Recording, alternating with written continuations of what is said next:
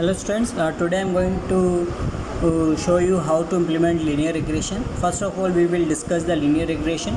What actually is the linear regression? Okay students, ऐसा बहुत बार होता है कि हमको कोई पर्टिकुलर एक कंटिन्यूस वेरिएबल की वैल्यू को हमको प्रिडिक्ट करना होता है. कंटिन्यूस वेरिएबल जैसे कि प्लॉट प्राइस, टेम्परेचर या वेदर प्रिडिक्शन, है ना, स्टॉक प्राइस. तो ये सब कैसे वेरिएबल्स हैं? ये सब क्या है? एक तरीके के कंटिन्यूस वेरिएबल हैं, है ना. तो जब हमें कोई कंटिन्यूस वेरिएबल की वैल्यू को प्रिडिक्ट करना होता है कुछ इनपुट पैरामीटर्स के बेसिस पे, तो हमको यहाँ पे रिग्रेशन लगाना होता है. ठीक है ना. जब कभी भी हम प्रिडिक्शन हम एक फंक्शन के थ्रू करते हैं, एक लीनियर फंक्शन के थ्रू करते हैं, तो हम उसको लीनियर रिग्रेशन बोलते हैं. तो हम यहाँ पे करते क्या है, यहाँ पे आपके जो रेड डॉट्स दिख रहे हैं ये एक्चुअली में आपके क्या हैं, सैम्पल्स हैं. ठीक है ना. इस सैम्पल्स के बेसिस पे हमको एक ऐसा फंक्शन अप्रॉक्सीमेट करना है जो कि इन सैम्पल्स को जो है बेस्ट अप्रॉक्सीमेट कर सके, है ना. हमको ऐसा फंक्शन यहाँ पे एक फाइंड आउट करना है जो कि इन सैम्पल्स को बेस्ट जो है अप्रॉक्सीमेट कर सके. मतलब ऐसा लीनियर फंक्शन जहाँ पर कि अगर मैं परपेंडिकुलर डिस्टेंस निकालूँ सारे पॉइंट्स की उस फंक्शन से, फंक्शन वाली लाइन से, तो वो कैसी होनी चाहिए, मिनिमम होनी चाहिए. ओवरऑल जो मेरे पास सम आएगा डिफरेंस का, जो डिस्टेंसेस का जो सम आएगा वो कैसा होना चाहिए, मिनिमम होना चाहिए.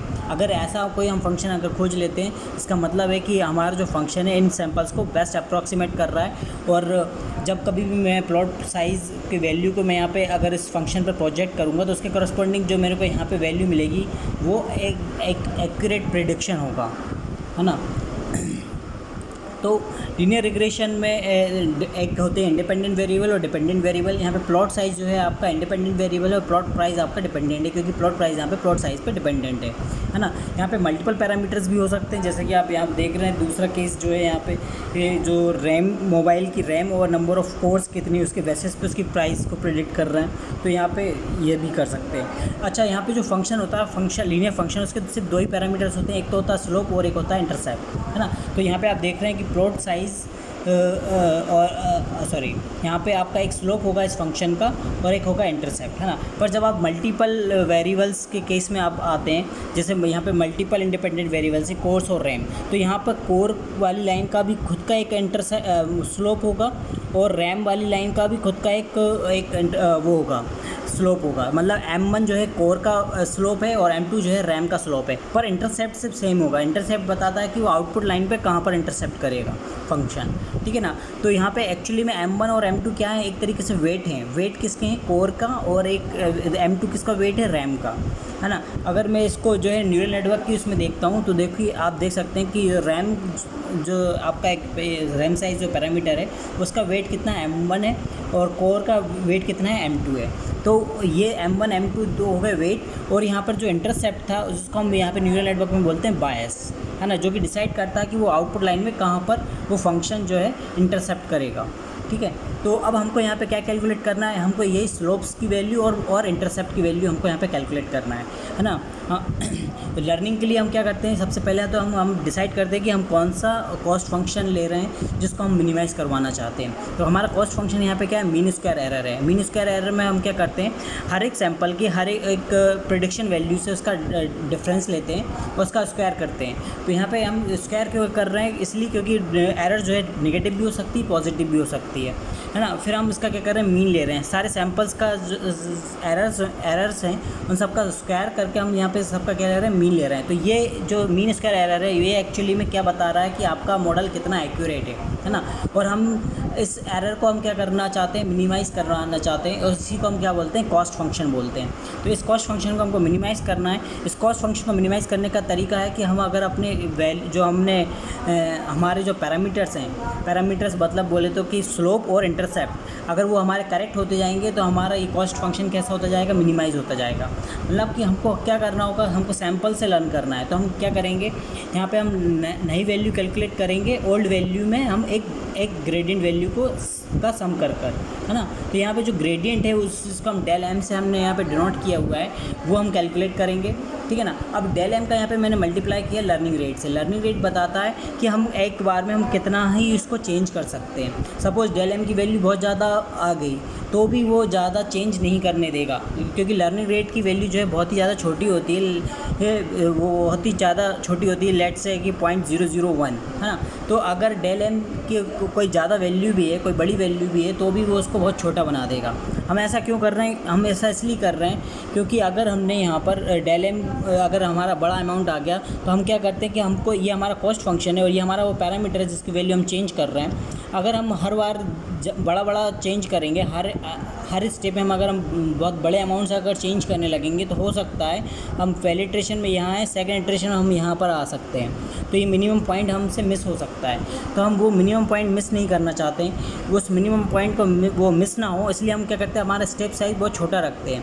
तो स्टेप साइज़ को छोटा रखने के लिए हम क्या करते हैं, जो हमारा ग्रेडियंट आता है, ग्रेडियंट को हम लर्निंग रेट से मल्टीप्लाई कर देते हैं, जो कि हमारे स्टेप साइज़ को बहुत छोटा बना देता है। अभी ग्रेडियंट कैलकुलेट कैसे करते हैं? ग्रेडियंट कैलकुलेट करने के लिए हमको ग्रेडियंट डिसेंट लगाना होता है। ग्रेडियंट डिसेंट हम किस पे लगाते हैं? हमारे कॉस्ट फंक्शन पे।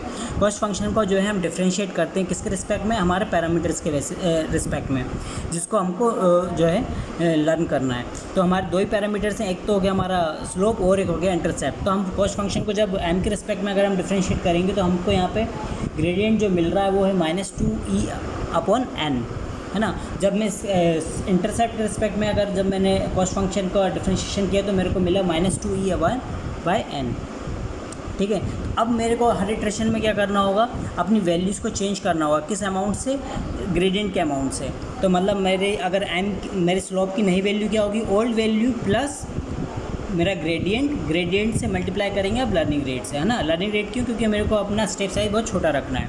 तो इस अमाउंट से हर स्टेप में इस अमाउंट से क्या होगा, आपका जो है स्लोप और इंटरसेप्ट की वैल्यूज़ यहाँ पे चेंज होंगी। ठीक है, तो अब अपन प्रोग्रामिंग पे आ जाते हैं। ओके, तो सबसे पहले मैं एक डाटा सेट बना लेता हूँ। यहाँ पे सिर्फ डाटा सेट में सिर्फ दो ही वेरिएबल रखूँगा, ठीक है ना। सबसे पहले मैंने इंपोर्ट कर रहा हूँ numpy एज np।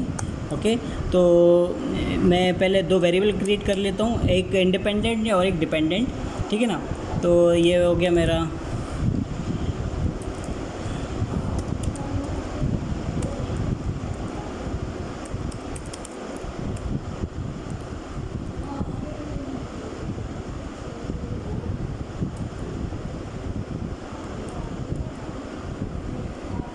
मैं यहाँ पे 25 सैम्पल्स ले रहा हूँ, रैंडमली इनिशियलाइज़ कर रहा हूँ, ठीक है ना, वैल्यूज़ को, और 0 से 10 के बीच में, है ना।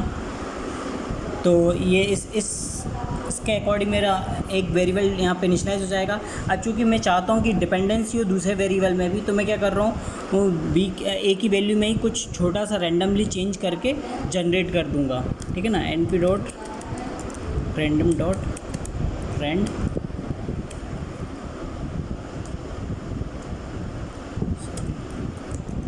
और आई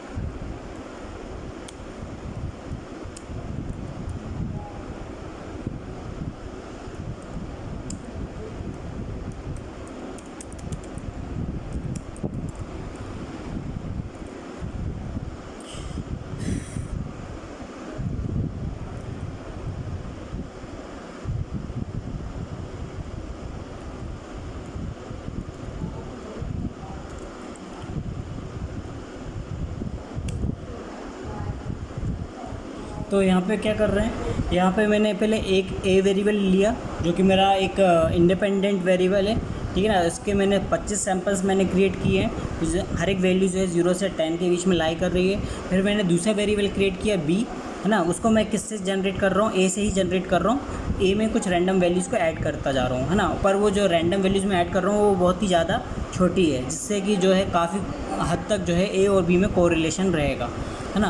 कोरिलेशन इसलिए मैं कोरिलेटेड वेरिएबल इसलिए जनरेट कर रहा हूँ जिससे कि जो है मेरा फंक्शन जो है काफ़ी अच्छे से अप्रॉक्सीमेट कर सके। अगर कोई आपके डेटा में ही अगर कोई कोरिलेशन नहीं होगा तो लीनियर फंक्शन कुछ भी नहीं कर पाएगा, वो उसको अच्छे से अप्रॉक्सीमेट कभी कर ही नहीं सकता अगर आपके डेटा में कोई कोरिलेशन नहीं है। कोरिलेशन होना बहुत ज़रूरी है, इसलिए मैं अपने डेटा से जो भी मैं बना रहा हूँ यहाँ पे टेस्ट लर्न करने के लिए, वो मैं कोरिलेटेड डेटा सेट बना रहा हूँ, ठीक है ना। तो ये मेरा डेटा सेट क्रिएट हो गया, ओके। सॉरी यहाँ पे कुछ एरर आ रहा है, ओके, मैंने numpy की जगह num लिख दिया था। ओके ओके, और एरर आ रहा है, बी डिफाइंड नहीं है, तो मैंने इसको पहले इसके 25 सैंपल पहले क्रिएट कर लेता हूँ। ओके, तो मेरा डेटा सेट क्रिएट हो चुका है। अगर आपको डेटा सेट को देखना है तो आप उसको डेटा सेट को देखने के लिए अपन इंपोर्ट करेंगे मैटप्लॉट लाइब्रेरी का यूज़ करेंगे।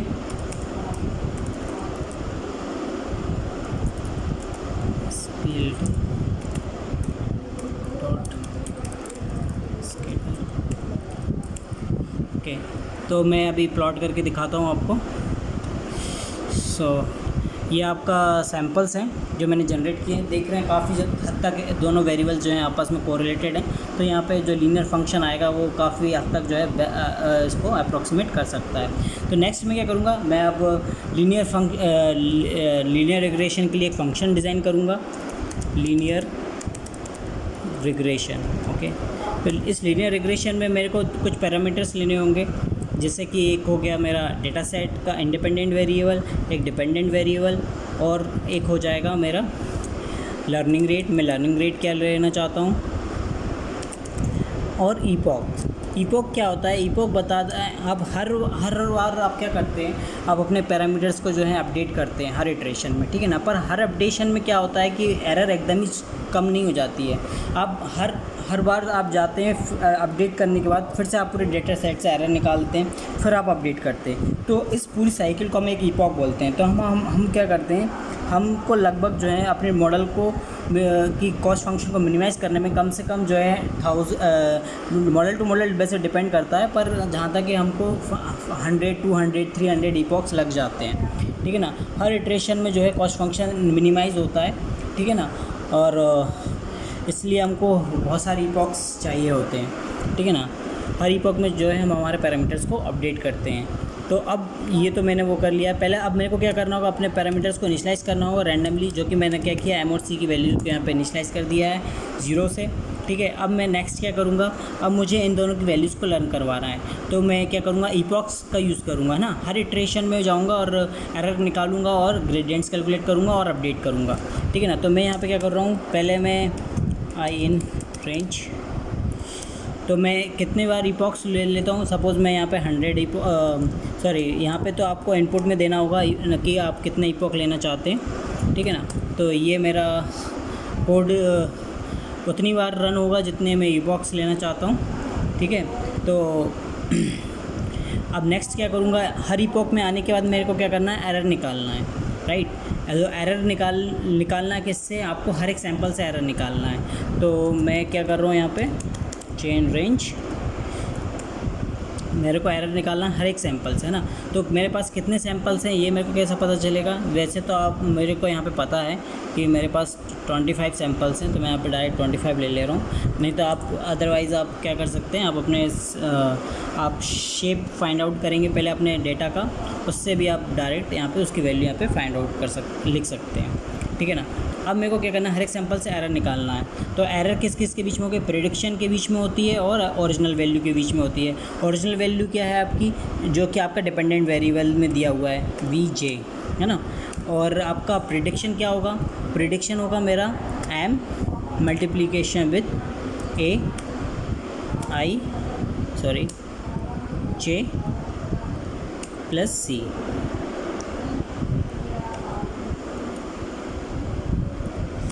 तो ये मेरा क्या हो जाएगा, ये जो निकला है ये है आपकी एरर, है ना।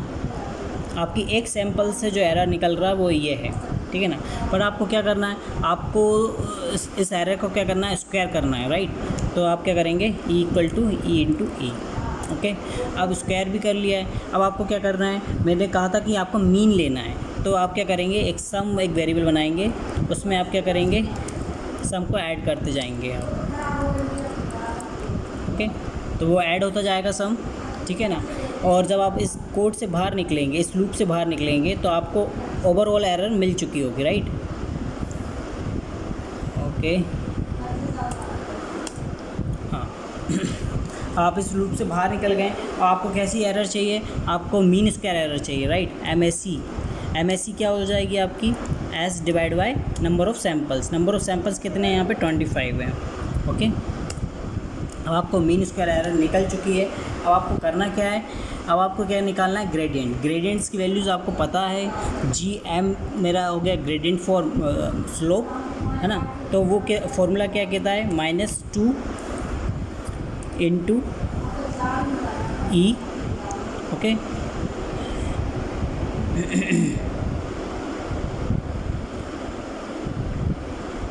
ओके,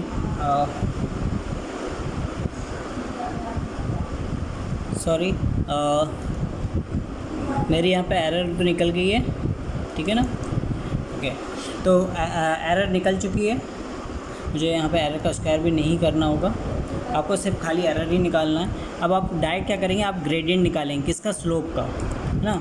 ग्रेडियंट का फॉर्मूला क्या है, -2 मल्टीप्लिकेशन विथ ई, है ना, divide by multiplication with x, sorry x नहीं है आपका, यहाँ पे आई है, सॉरी ए है ना। तो ये हो गया डिवाइड बाय एन। तो ये आपका हो गया ग्रेडियंट एम के लिए।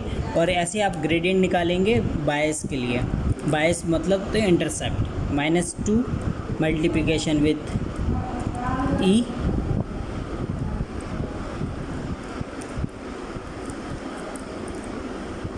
Divide by N. तो आपका ग्रेडियंट हो गया। अब आपको क्या करना है, आपने जिस सैंपल से एरर निकाली है वो ई एरर क्या है, ई है।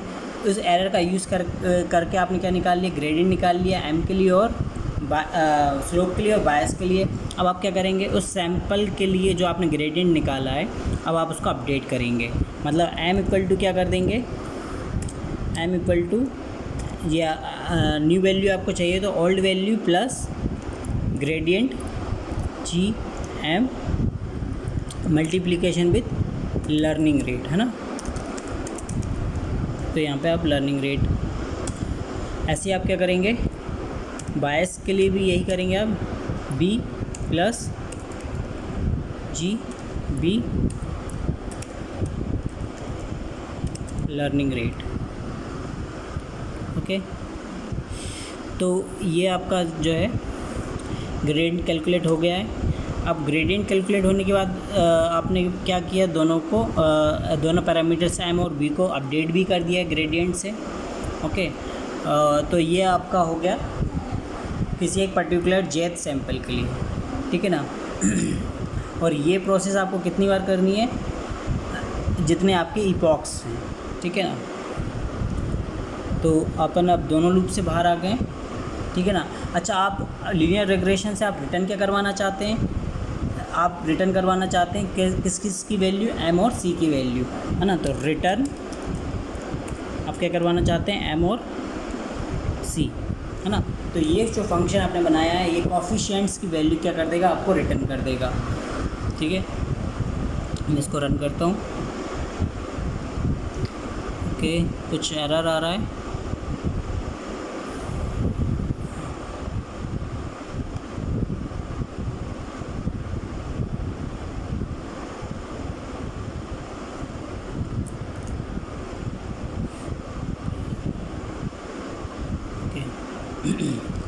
तो अब आप क्या कर सकते हो, आपने ये जो फंक्शन बनाया है, ये फंक्शन आपको रिटर्न करके क्या देगा, एम और सी की वैल्यू देगा लर्निंग के बाद, हाँ। तो अब आप उसको कॉल कर सकते हो इस फंक्शन को, ठीक है ना। मैं कॉल कर रहा हूँ और एम और सी में इसकी वैल्यू कलेक्ट कर लूँगा, दोनों कोएफिशिएंट्स की वैल्यू, है ना। तो लीनियर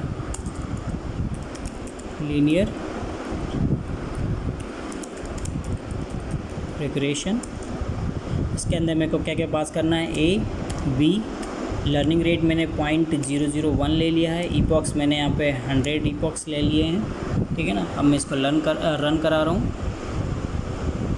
कुछ एरर दे रहा है,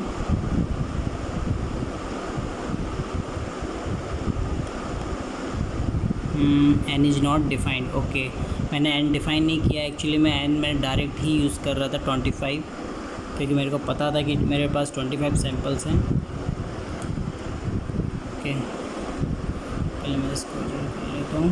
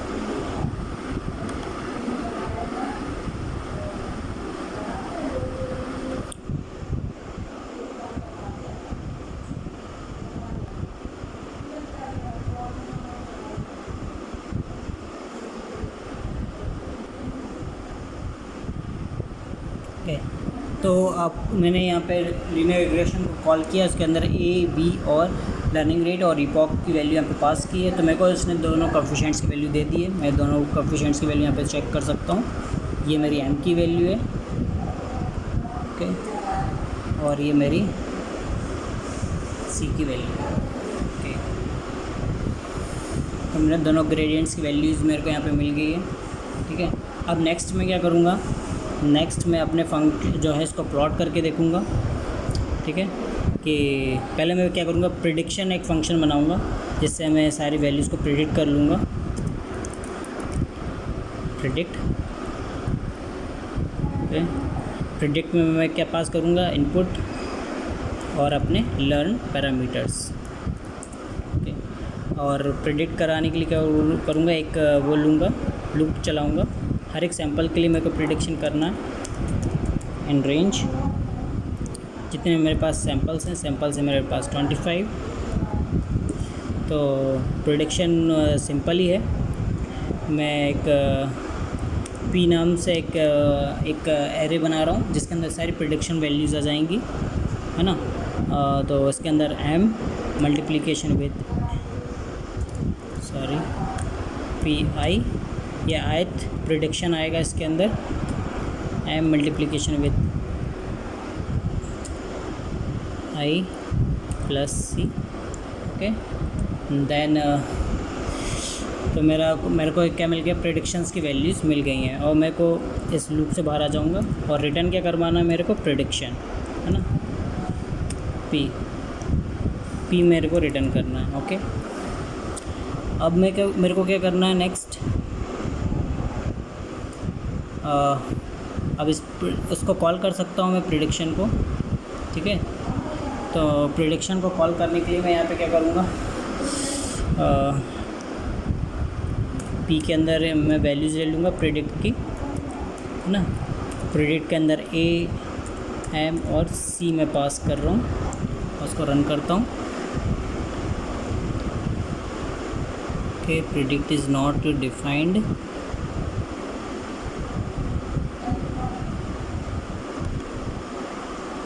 ओके।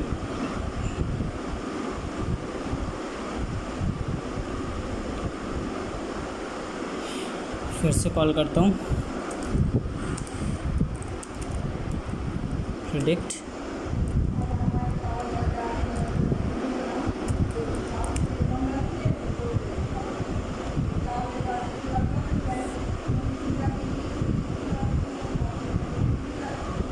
कुछ एरर आ रहा है,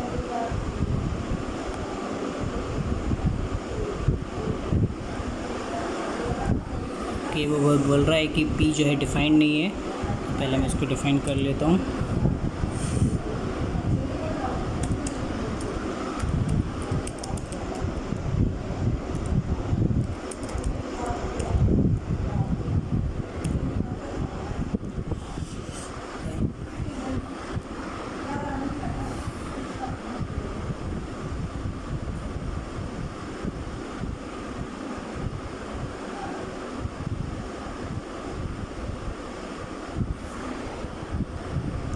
ओके, तो मैंने यहाँ पे प्रिडिक्ट को कॉल किया तो मेरे पास जो प्रिडिक्शन वैल्यूज़ थी वो पी के अंदर आ चुकी हैं। अब मेरे को क्या करना है, अब मेरे को जो है स्कैटर प्लॉट के ऊपर क्या करूँगा मैं, मतलब जो सैंपल्स हैं सैंपल्स के ऊपर अपने फंक्शन को प्लॉट करके देखूँगा कि वो कितना हद तक जो है उनको कवर कर रहा है। तो यहाँ पे मैं क्या कर रहा हूँ, plt डॉट स्कैटर में मैं ए और बी पास करूँगा सिर्फ, है ना, क्योंकि ये मेरे को सैंपल्स दिखा देगा।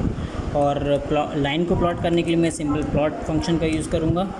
उसके अंदर मेरे को पास करना होगा ए एंड बी, नहीं सॉरी, ए एंड पी क्या है, मेरी प्रेडिक्शन वैल्यूज़ हैं, ठीक है। मैं यहाँ पे कलर जो है यहाँ पे मैं इसको रेड दे रहा हूँ लाइन के लिए, सो ओके।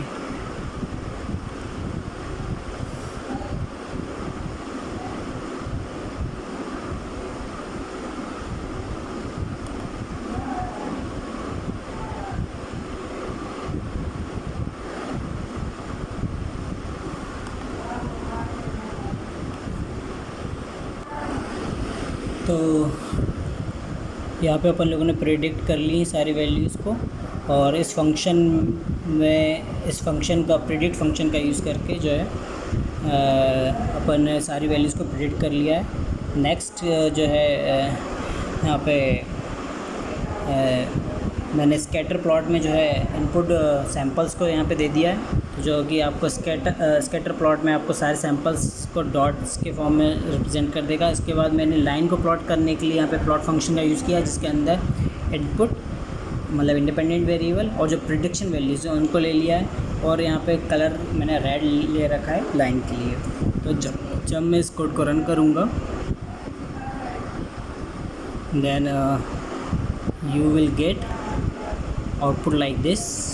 ओके, सो यहाँ पे आप देख रहे हैं कि ये जो फंक्शन जो अप्रॉक्सीमेट किया है, जो लर्न किया है, जिसमें जो आपको एमओसी की वैल्यूज़ मिल रही है, काफ़ी हद तक जो है ये करेक्ट दिख रहा है आपको, काफ़ी सही प्रिडिक्शन जो है ये कर सकता है ना। तो this is how we can implement the linear regression program. We can implement linear regression using Python. Thank you.